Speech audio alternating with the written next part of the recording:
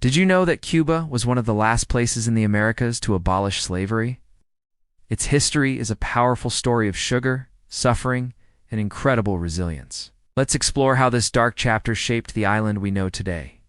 When Spanish colonizers arrived in the 16th century, they transformed Cuba into a sugar powerhouse. But this came at a terrible cost. After the indigenous population was decimated, the Spanish began forcibly transporting enslaved Africans to the island. Over the next 3 centuries, more than 1 million people were brought to Cuba in chains. Torn from their homes and forced into brutal labor, imagine working from sunrise to sunset in the sweltering heat of a sugar plantation.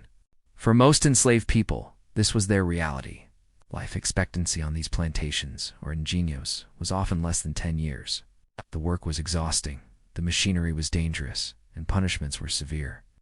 Men, women, and even children were subjected to this hellish existence, all to satisfy the world's growing craving for sugar.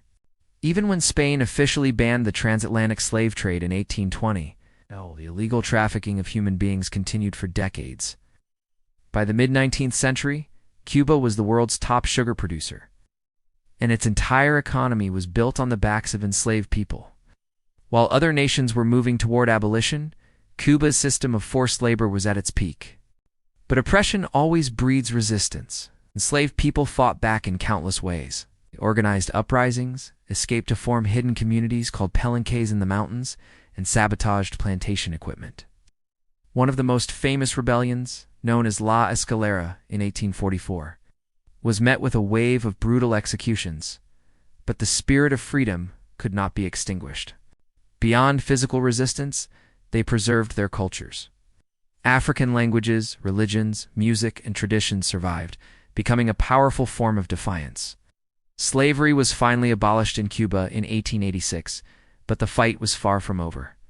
Freedom didn't mean equality. Formerly enslaved people faced systemic discrimination, poverty, and social exclusion.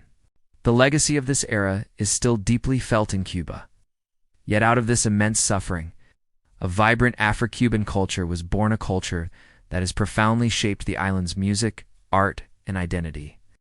This history, though painful, is a crucial part of Cuba's story and a reminder of a past that should never be forgotten. Thanks for watching.